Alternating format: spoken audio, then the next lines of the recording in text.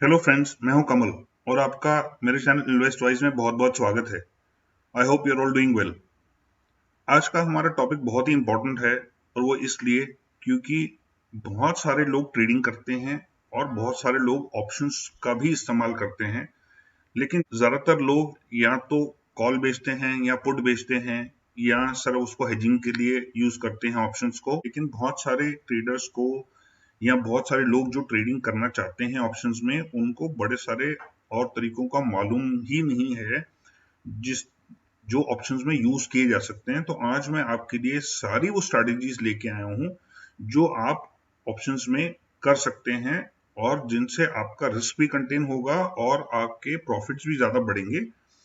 तो चलिए आइए वीडियो को शुरू करें। और उससे पहले अगर आप मेरे सब्सक्राइबर हैं तो thank you so much for your motivation and support. और अगर आप अभी तक सब्सक्राइबर नहीं हैं तो जल्दी से सब्सक्राइब करिए ताकि मेरे आने वाले वीडियोस हैं उनका आपको पता लगता रहे। और उसके लिए आप बेल नोटिफिकेशन भी ऑन करिए ताकि आपको और भी इंफॉर्मेटिव वीडियोस मैं आपके लिए लाता रहूं और जिसकी जानकारी आपको मिलती रहे। तो चलिए शुरू करें। आज के वीडियो में हम सिर्फ ये नहीं जानेंगे कि किस किस तरह के ऑप्शंस हैं। आज के वीडियो में हमें ये भी पता चलेगा कि कौन सा तरीका कब इस्तेमाल करना चाहिए। तो इस वीडियो को पूरा अंत तक देखिएगा ताकि आप सारे ऑप्शन स्ट्रेटजीज का नॉलेज भी गेन कर सकें और उनका पूरा फायदा भी उठा सकें। तो चलिए वीडियो को शुरू करते हैं। आज हम जो स्ट्रेटजीज की बात करने वाले हैं उनकी लिस्ट काफी लंबी है। टोटल 15 स्ट्रेटजीज हैं, लेकिन जहां जहां मैंने एंड वर्ड यूज किया है ये मैंने दो स्ट्रेटजीज को कंबाइन किया है। हालांकि हम उनको अलग अलग डिस्कस करेंगे। तो ऐसे जो एंड है जैसे ये हो गया या ये हो गया या ये हो गया, ये सारी अलग अलग स्ट्रेटजीज हैं जिनके बारे में आपको मैं बताऊंगा। तो ये है टोटल 15 स्ट्रेटजीज और हम एक एक करके इनको शुरू करते हैं और उनके बारे में जानकारी हासिल करते हैं।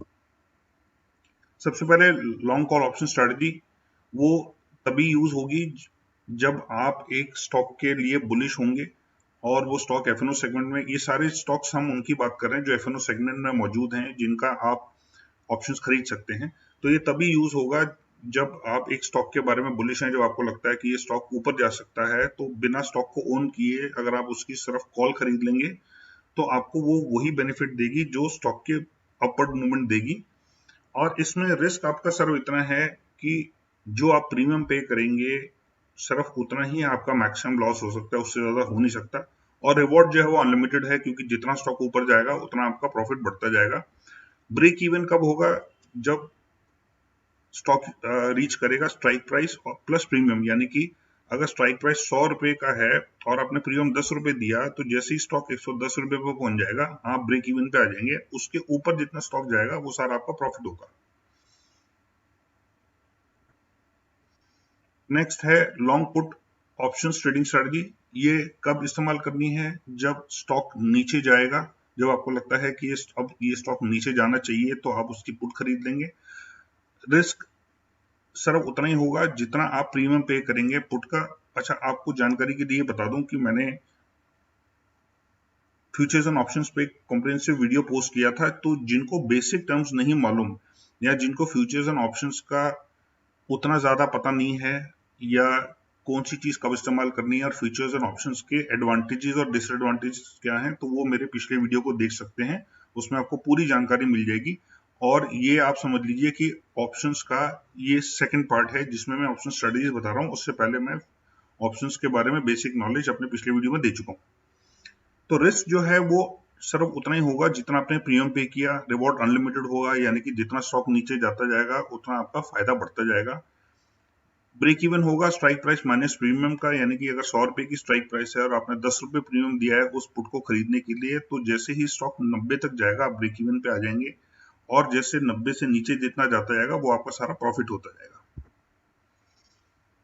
नेक्स्ट है कवर्ड कॉल ऑप्शन स्ट्रेटजी। आप थोड़ी सी इनकम भी कमा सकते हैं उसमें। बेसिकली आपको क्या करना है, जैसे मान लीजिए आपके पास एक स्टॉक के शेयर्स पड़े हैं और आप उस शेयर की एट द मनी कॉल बेच देते हैं या slightly out of the money call बेच देते हैं, तो आप प्रीमियम कमाएंगे।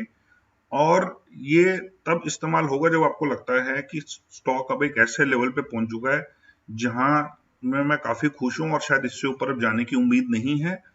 तो यहाँ से हो सकता है स्टॉक यहीं पे ही रहे, इसी लेवल पे ही, यहाँ से थोड़ा नीचे भी आ सकता है। उसमें दो चीजों का आपको ध्यान रखना है। कि पहला तो ये कि अगर स्टॉक का price strike price plus premium के ऊपर चला गया तो बैलेंस का आप एडवांटेज नहीं उठा पाएंगे, जो बैलेंस मूवमेंट होगी अपवर्ड। यानी कि मान लीजिए अगर एक स्ट्राइक प्राइस 100 रुपए की है और आपका एसेट का प्राइस भी 100 रुपए का है और आपने 100 या 110 की या 120 की कॉल बेच दी, मान लीजिए 100 की कॉल बेच दी, तो आप एट द मनी कॉल बेच रहे हैं और मान लीजिए आपको 10 रुपए का प्रीमियम मिला। स्टॉक का प्राइस ऊपर जाता रहता है, तो मान लीजिए स्टॉक का प्राइस अल्टीमेटली 120 तक पहुंच गया, तो आपको 110 रुपए का प्राइस तो मिल गया। यानी कि आपने 100 रुपए की स्ट्राइक प्राइस पे अगर 10 रुपए का प्रीमियम कमाया तो आपने 110 रुपए की प्राइस तक तो अपना प्राइस निकाल लिया, लेकिन उसके बाद जो 110 से 120 तक की मूवमेंट हुई उसका फायदा आप नहीं उठा पाएंगे।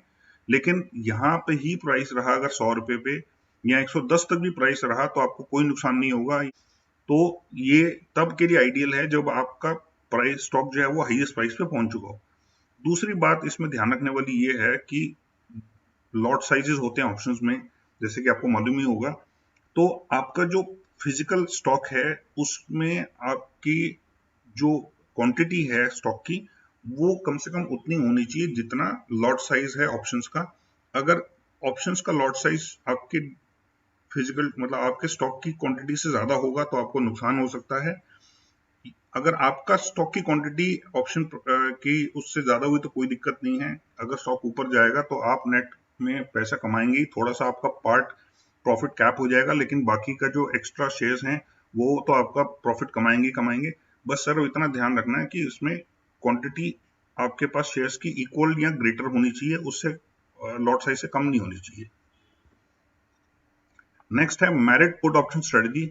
ये उन शेयर्स के लिए बेस्ट है कि आप अगर स्टॉक को ओन करते हैं और आपका स्टॉक बहुत ऊपर जा चुका है, लेकिन अब आपको ये डर लग रहा है कि यहां से नीचे ना आ जाए स्टॉक। तो इसमें अगर मान लीजिए आपके पास एक स्टॉक है जिसकी प्राइस अब 100 रुपए पहुंच चुकी है, अब आपको लगता है कि यहाँ बहुत ऊपर आ चुका है स्टॉक, अब यहाँ से नीचे गिरने की उम्मीद है, तो आप 100 की या 90 की आप पुट खरीद सकते हैं।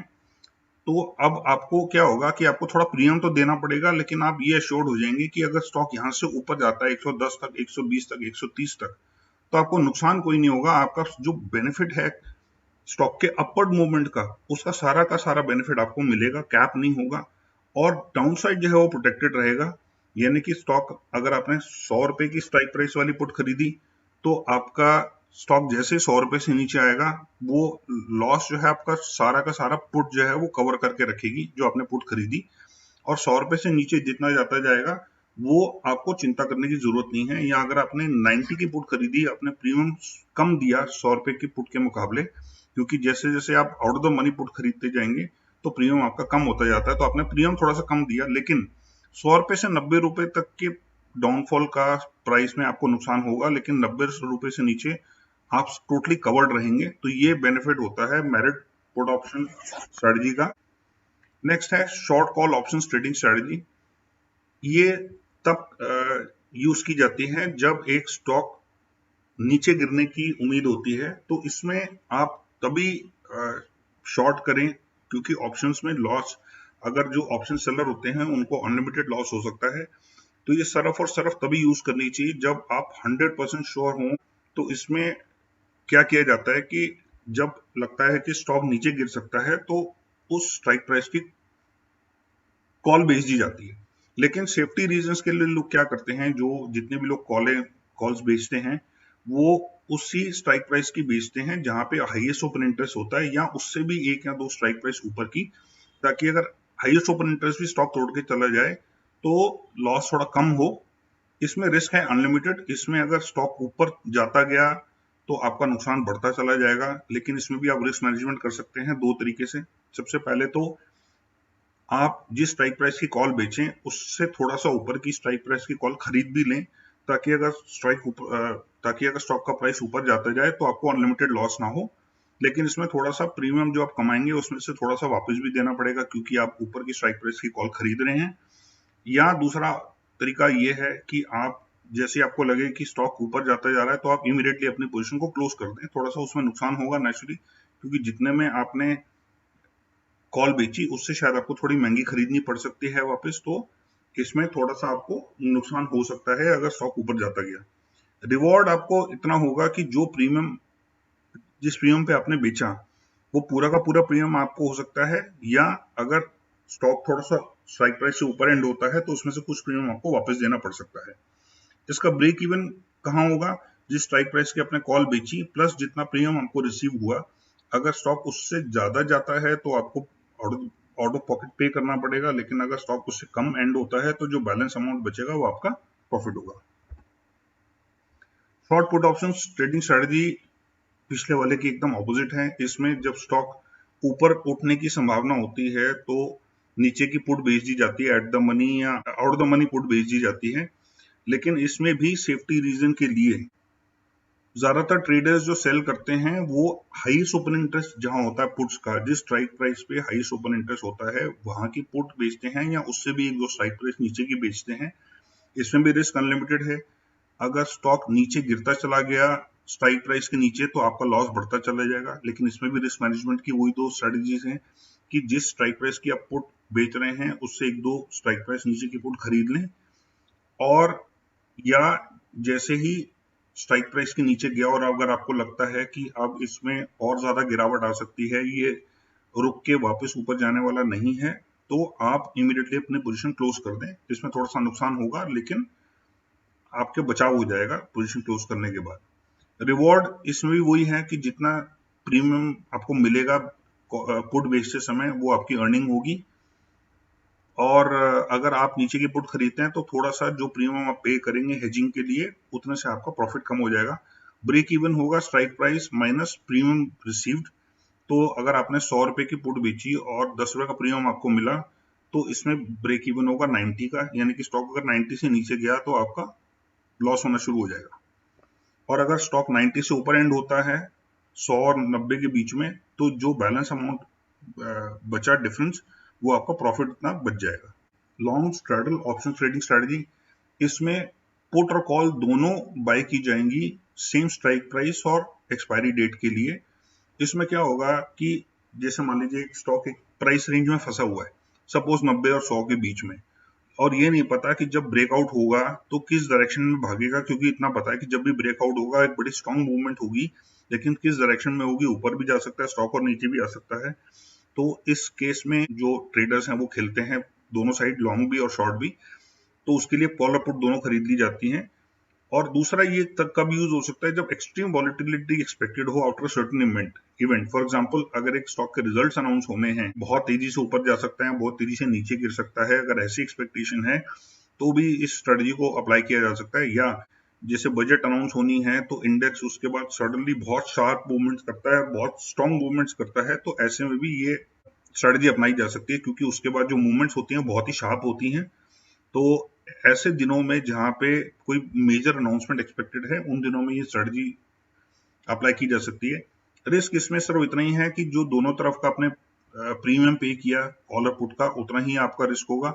लेकिन इसमें नोट करने वाली बात यह है कि अगर इंडेक्स या स्टॉक बहुत शार्पली अप या डाउन मूव होता है तो लॉस सिर्फ एक ही तरफ का होगा, क्योंकि दूसरी तरफ का तो प्रीमियम बढ़ता चला जाएगा, क्योंकि स्टॉक उस डायरेक्शन में मूव कर रहा है। तो जैसे मान लीजिए अगर स्टॉक ऊपर मूव कर रहा है तो कॉल का प्रीमियम बढ़ता जाएगा और पुट का प्रीमियम कम होता जाएगा, और सिमिलरली अगर नीचे मूव कर रहा है तो पुट का प्रीमियम बढ़ता जाएगा, कॉल का प्रीमियम कम होता जाएगा, लेकिन जीरो नहीं होगा। तो ये एक बात का बहुत फायदा है कि आपका दूसरा साइड पूरा एकदम जो आपने प्रीमियम पे किया वो खत्म नहीं हो जाएगा, उसमें से भी कुछ वैल्यू बचेगी, हालांकि कम हो जाएगी, लेकिन दूसरे साइड का बढ़ता जाएगा। और जिस डायरेक्शन में स्टॉक मूव होगा उस डायरेक्शन का रिवॉर्ड अनलिमिटेड है। नेक्स्ट है short straddle option trading strategy. ये कब की जाती है? जब ये लगता है कि स्टॉक किसी भी डायरेक्शन में बहुत शार्पली मूव नहीं करेगा, तो ये तब की जाती है। तो ऐसे में क्या किया जाता है कि सेम स्ट्राइक प्राइस की, सेम एक्सपायरी डेट की कॉल और पुट दोनों बेच दी जाती है। तो ऐसे में दोनों तरफ का आपने कॉल और पुट बेच के प्रीमियम कमा लिया, और आप ये मान के चल रहे हो कि स्टॉक एक रेंज में रहेगा, रेंज बाउंड रहेगा, और इसकी वजह से टाइम वैल्यू खत्म होने के बाद आपका प्रीमियम जो है जो आपने कमाया वो कम होता जाएगा। तो बैलेंस ही आपको सिर्फ पे करना पड़ेगा। अगर पे करना पड़ा तो आप बहुत कम प्रीमियम वापस पे करेंगे और नेट जो है वो पॉकेट कर लेंगे प्रीमियम ये तब के लिए यूज की जाती है। इसमें नुकसान ये है कि रिस्क अनलिमिटेड है। अगर किसी एक डायरेक्शन में स्टॉक बहुत तेजी से मूव करता है तो उस साइड का प्रीमियम जो है वो बढ़ता चला जाएगा। जैसे मान लीजिए अगर आप नीचे स्टॉक गिरा तो पुट का प्रीमियम बढ़ जाएगा बहुत तेजी से, या अगर ऊपर जाता है तो कॉल का प्रीमियम बढ़ जाएगा। तो ऐसे में क्या किया जा सकता है कि लॉस को कंटेन करने के लिए, रिस्क को कंटेन करने के लिए आप थोड़ा सा ऊपर की कॉल और थोड़ा सा नीचे की पुट बाय कर सकते हैं, तो उससे आपका रिस्क जो है वो कवर हो जाता है। और इसमें सिर्फ ये है कि रिवॉर्ड में लिमिटेड होगा, जो प्रीमियम आपको रिसीव हुआ कॉल और पुट बेच के, सिर्फ आपका जो रिवॉर्ड है उतने तक ही सीमित रहेगा। बुल कॉल स्प्रेड में बेसिकली क्या है कि आपने एक कॉल बाय करी एक स्ट्राइक प्राइस की, और उतने ही कॉल, यानी कि अगर आपने एक लॉट बाय किया कॉल्स का, तो उतना ही लॉट आप ऊपर की स्ट्राइक प्राइस की सेल कर देंगे। अगर आपने 5 लॉट बाय किया एट द मनी का या इन द मनी का कॉल्स का, तो आप 5 ही लॉट सेल करेंगे ऊपर के स्ट्राइक प्राइस के, और दोनों का जो एक्सपायरी डेट है वो एकदम सेम होगा, चाहे वो स्टॉक का हो चाहे इंडेक्स का हो।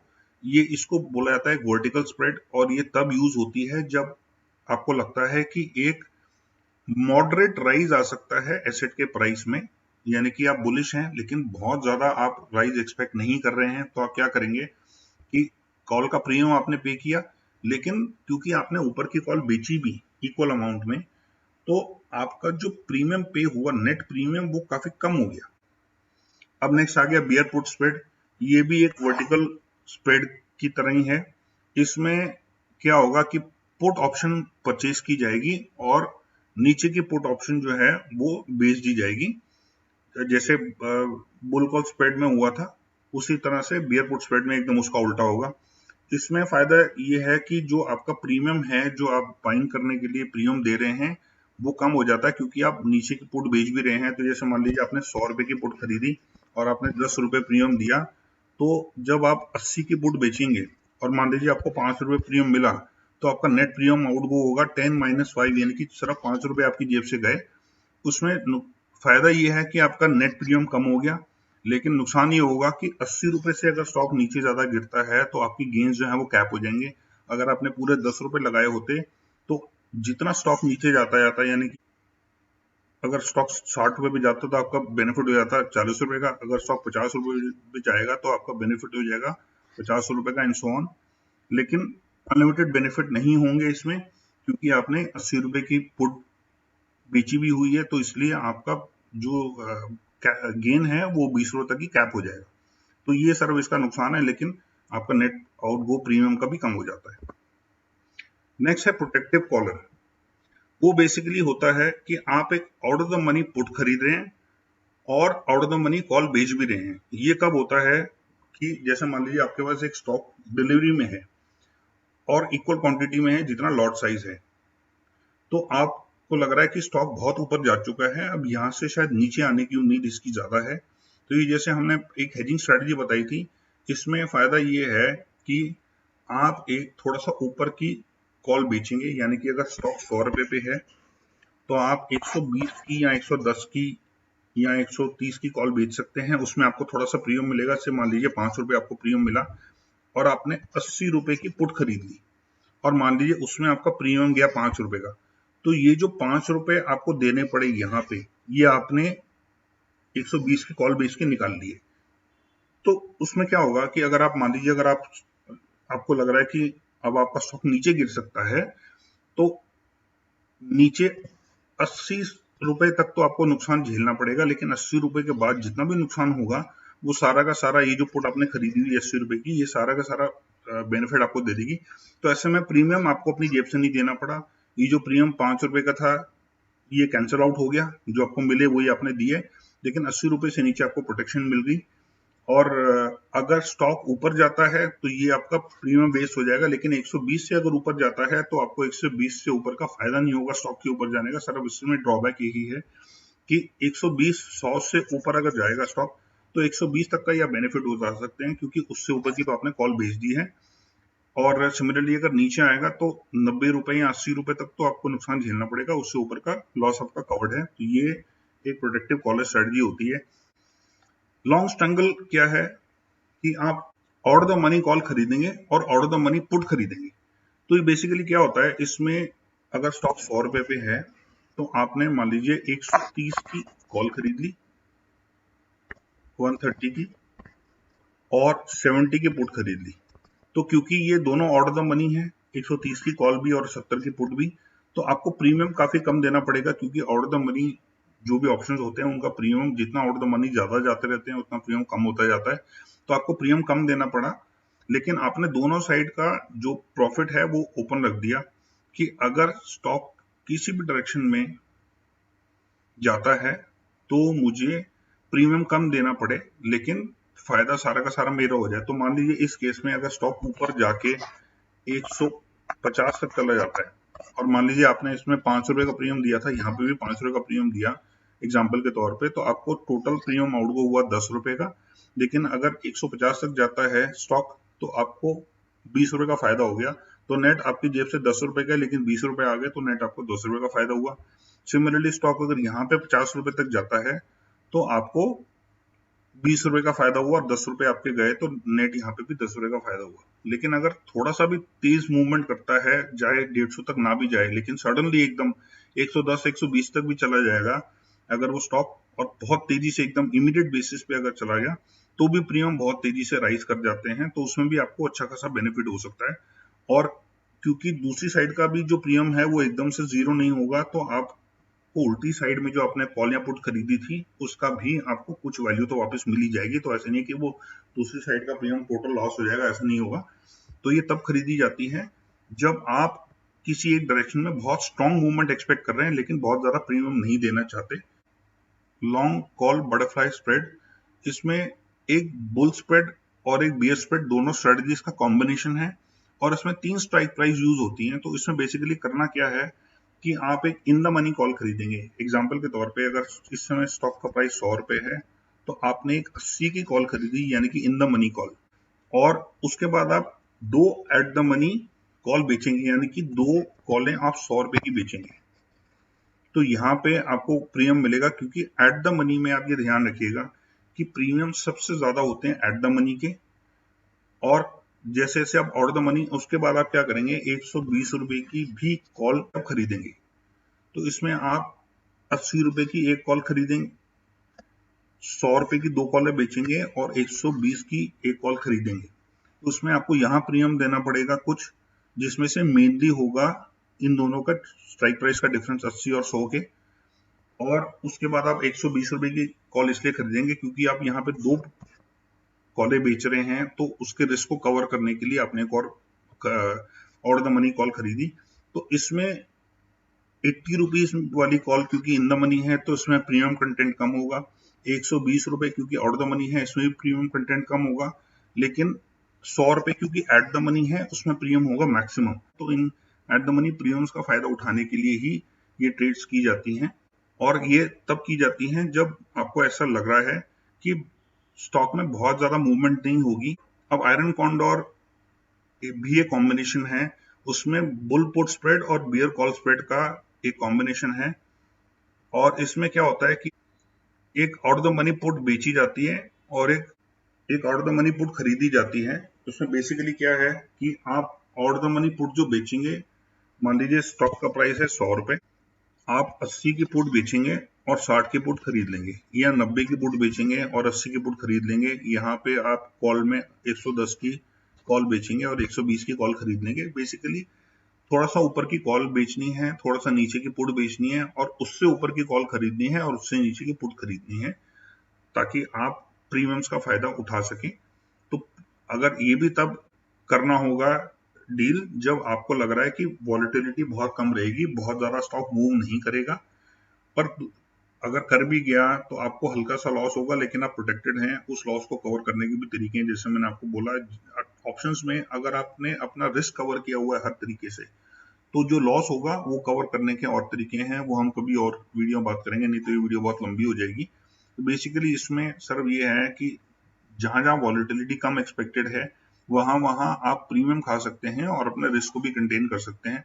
तो इस केस में जैसे हमने देखा कि slightly order the money call बेच दी, slightly order the money put बेच दी, और उससे ऊपर की कॉल खरीद ली और उससे नीचे की पुट खरीद ली। तो इस तरीके से अपना रिस्क भी कवर कर लिया और सिर्फ आपने प्रीमियम खाने के लिए ये डील किया है। अब नेक्स्ट है आयरन बटरफ्लाई। इस स्ट्रेटजी में एक एट द मनी पुट बेची जाएगी और एक आउट द मनी पुट खरीदी जाएगी। यानी कि मान लीजिए अगर स्टॉक 100 रुपए पे है तो आप 100 रुपए की पुट बेचेंगे और एक 90 रुपए की पुट खरीद लेंगे, और सिमिलरली आप 100 रुपए की कॉल भी बेचेंगे और 110 रुपए की कॉल खरीद लेंगे। और इन सब का जो एक्सपायरी डेट है वो एग्जैक्टली सेम होगा। इसमें दोनों चीजें एट द मनी है और ऊपर की स्ट्राइक की कॉल खरीद रहे हैं और नीचे की स्ट्राइक की पुट खरीद रहे हैं ताकि आप अपना रिस्क कवर कर लें।